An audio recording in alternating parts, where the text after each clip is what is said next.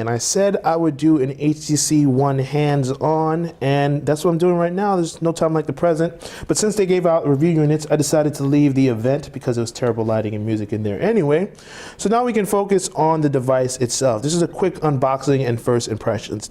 As far as specs go, we pretty much know what to expect. We've all seen the leaks ad nauseum. We know it's got the 2.3 gigahertz quad-core processor, the 2 gigs of RAM, the 2600 milliamp battery, all that stuff that you saw in our post on the specs.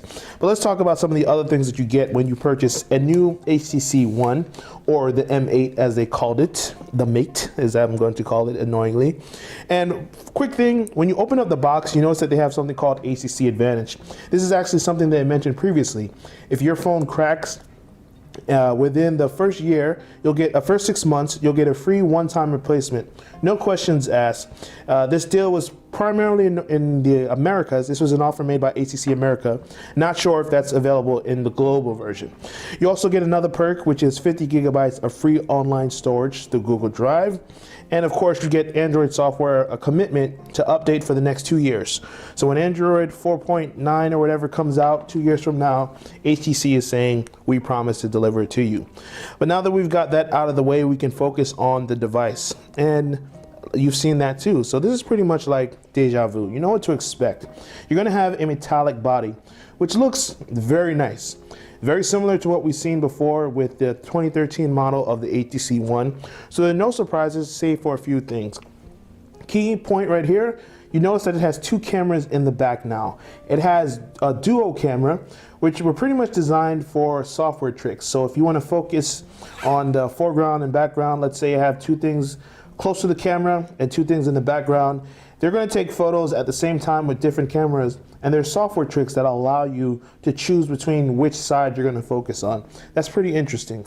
They're both 4 megapixel cameras, and to help you in low light conditions, they have two-tone flash. So it's going to flash and it'll pick up different subjects. So if you're picking up someone's face, it knows which type of flash to apply, and it knows what type of settings to do so you can get the best photo. Sticking with the camera, on the front they have a 5 megapixel camera. Now I know it's strange that they would make a higher megapixel count for the front camera than the back camera, which you're more likely to use more often, but for you selfie addicts out there, at least you have that option. You also notice the notification light blinking right below the speakers. Once again, we've got the dual front-facing speakers, boom sound, but this time they've changed the audio chamber to let in more sound. So you've got, they say 25% more audio without sacrificing clarity. We're gonna put that to the test later on in the full review, but that's something that you need to know now. At the top, you'll notice that this entire section is now black. But before, we used to have just one little IR blaster. I haven't confirmed, but I believe this entire top port is now an IR blaster. So it should be very easy to control your television with the device.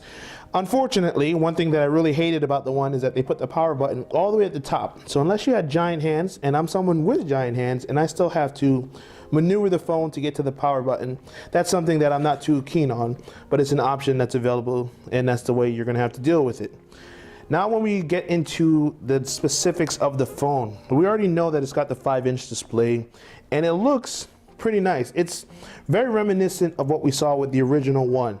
It's bright, it's a super LCD, and it's 1080p resolution. So when you look around, you know exactly what to expect. There are a couple of changes that they made in Sense. That's where you're really gonna notice things take a turn a little bit.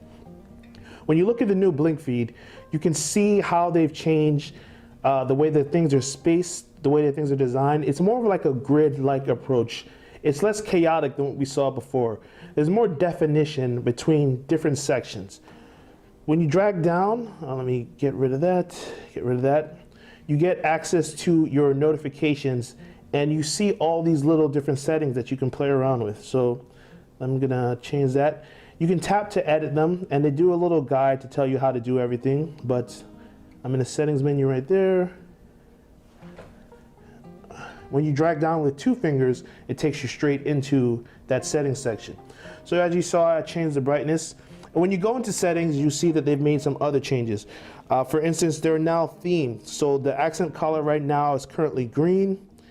If I go to personalize, I believe it is. Let me see. Okay, personalize. And then I go to theme. If I switch to this other theme and press apply, yes, you'll see now my accent colors are orange. So that's a nice little touch that they've made to give you more control over the device.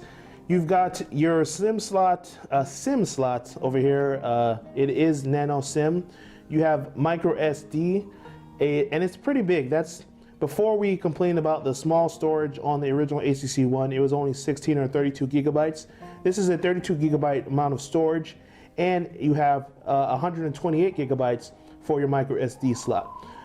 Your volume buttons are raised a little bit more. It's no longer that little flat surface, and they still feel nice. And that's pretty much what you can say on first impressions of the HTC One. It feels nice. I have the regular silver. It's an anodized metal. It's very similar to the material used last year. If you get the gunmetal, it'll feel slightly different, but it's still going to be a nice premium feel. These are light phones. These are taller than they were last year. Very comfortable to hold. They're a little more curved, less the curves along the top. You can see it tapers off at the edges a little more, so it feels a little more comfortable. At the bottom, you got your micro SD and headphone jacks as well. While we're on the issue of the camera, they've changed the UI as well. I'm going to do a camera walkthrough in a separate video, but if you just want to know what you can expect when you get the HTC One, here is the phone. And of course, inside the box, it comes with your requisite chargers and a nice little cheap pair of headphones that you can use made by HTC.